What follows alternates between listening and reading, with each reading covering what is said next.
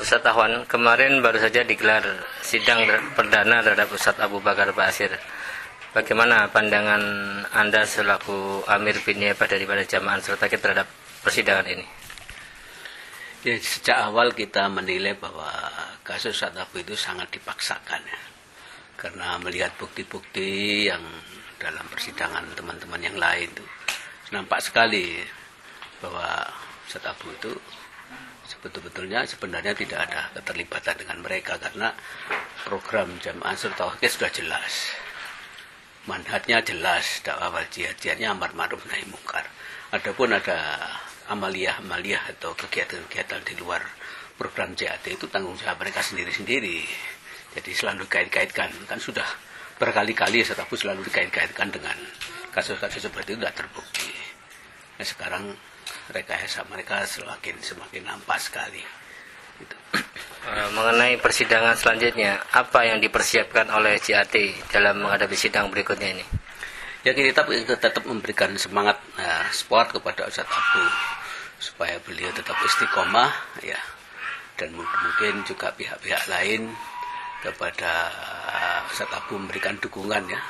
Kalau nanti ini dibiarkan, sosok Ustadz Abu sebagai ulama kalau dibiarkan, mungkin tidak menutup kemungkinan ada tokoh-tokoh lain yang sikoh, yang istiqomah dalam menegakkan syariat akan menjadi sasaran berikutnya. Sehingga ini dukungan masyarakat, dukungan kaum muslimin pada umumnya kita harapkan seperti itu, sehingga betul-betul negeri ini tidak ya terjebak kepada rekayasa-rekayasa karena pesanan-pesanan asing begitu. Apakah ada instruksi resmi dari JAT kepada anggotanya untuk menghadiri daripada sidang Ustadz Abu ini? Ya, kita ada instruksi, kita support dengan kita buat jadwal tertentu supaya tetap ada dan mengikuti sidang Ustadz Abu dengan catatan tidak boleh ada kegiatan aktivitas yang sifatnya anarkis. Tetap kita mengedepankan akhlak dan sportivitas di dalam di tengah-tengah publik ya. Kita tidak akan mengundang permasalahan-permasalahan yang nanti malah mengundang image jelek terhadap JAT. Apakah ada target-target tertentu, misalnya berapa ratus orang atau berapa puluh orang yang harus menghadiri persidangan ini, Ustaz? Ya, tidak ada. Kita ukur sesuai dengan kemampuan kita. Tapi mungkin dari pihak-pihak lain juga ada. Itu kita tidak bisa memprediksi. Tapi dari kita setiap wilayah diberi jadwal tertentu dan sesuai dengan ya persidangan akad pertama, kedua, ketiga, keempat sudah dijadwalkan. Ya, seperti mulai dari Banten, DKI sendiri terus-menerus, Jawa Barat, Jawa Tengah, dan Jawa Timur. Ya, mengingat adanya kejadian di Temanggung, kejadian di Banten, adanya rusuh massa atau yang biasa dibilang anarkis. Bagaimana upaya-upaya untuk mencegah hal itu supaya tidak terjadi di pengadilan? Ya, makanya tetap kita dalam pertemuan-pertemuan Amir Wilayah kemarin sudah kita tetapkan jangan sampai terprovokasi, dan kita sudah ada kode-kode tertentu. Nanti kalau ada provokator akan kelihatan. Sebab kita sudah tentukan tidak boleh ada tindakan yang sifatnya anarkis yang malah mengundang citra jelek terhadap JAT. Tetap begitu. Apa yang ingin diharapkan atau pesan apa yang ingin disampaikan ketika sidang-sidang nanti, Ustaz? Ya, pesan-pesan kepada ikhwan tetap seperti itu. Ya, kalau memang ada semangat ya bolehlah dilontarkan yel-yel yang sifatnya mengagungkan nama Allah sehingga menambah keistimewaangan kita, kekhusyuan kita kepada Allah Subhanahu wa taala.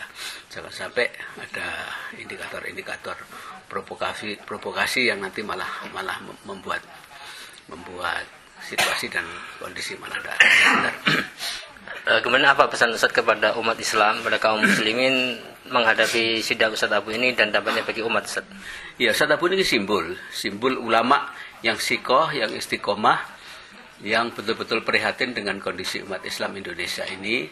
Kalau dalam visi dan misi kita ingin mengembalikan ya kesadaran umat untuk memperlakukan syariat Islam sebagai bentuk syukur daripada kalau dalam undang-undang itu nikmat kemerdekaan yang sudah diberikan oleh Allah itu, sehingga umat Islam betul-betul ya diajak kembali sebagai bentuk syukur untuk memperlakukan syariat Islam. Oleh karena itu, figur Ustadz Abu itu harus mendapat dukungan, aplaus yang seluas-luasnya, sehingga nanti tidak ada Abu Bakar Ba'asyir kedua menjadi korban, ketiga, keempat, dan seterusnya. Kalau ini dibiarkan akan terjadi seperti itu. Dan kita sudah melihat banyak sekali rekayasa-rekayasa yang sudah semakin hari akan semakin nampak dan terkuak. Gitu. Ya, sementara ini ada dugaan atau tuntut salah satu pasal yang ditujukan kepada Ustadz adalah membiayai pendanaan pelatihan haji. Apakah Ustadz percaya hal ini dilakukan oleh Ustadz Abu Bakar Ba'asyir? Wah, tidak, sama sekali tidak percaya. Ustadz Abu memberikan perintah untuk infak intern untuk membiayai kegiatan JAT dalam rangka yaitu amar ma'ruf nahi mungkar. Terus kemudian kegiatan-kegiatan yang lain adalah kajian-kajian dan pembinaan internal. Itu hanya menyarankan itu saja. Tidak ada saran atau perintah untuk kegiatan-kegiatan di luar program JAT. Selama Ustadz menjadi Amir bin Niabah ini, Ustadz tentunya tahu seberapa kuat penggalangan dana dari anggota untuk JAT itu sendiri. Seberapa banyak begitu Ustadz?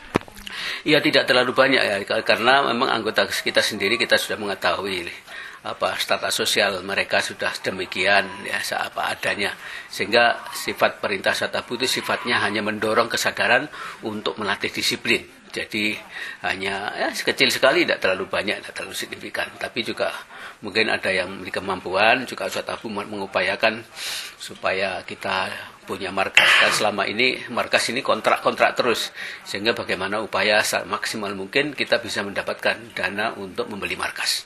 Gitu. Yang kelihatan besar itu hanya itu saja. Ya, jadi apakah sangat tidak mungkin atau pandangan antum bagaimana? Kalau berita yang terdengar, isu yang terdengar bahwa Ustadz Abu sampai mampu mengumpulkan duit ratusan juta daripada infak, itu bagaimana Ustadz? Ya, ini yang tidak habis pikir kita, dari mana Ustadz Abu mendapatkan dana itu? Bahwa ikhwan-ikhwan yang memberikan donasi kepada kita itu tujuannya untuk aktivitas JAT, dan yang maksimal itu yang besar untuk pengadaan markas yang selama ini kita kontrak berkali-kali. Kalau untuk di luar itu sampai ratusan juta bahkan miliar itu ya impossible, tidak mungkin mendapatkan dana sebanyak itu. Ya. Terima kasih Ustaz.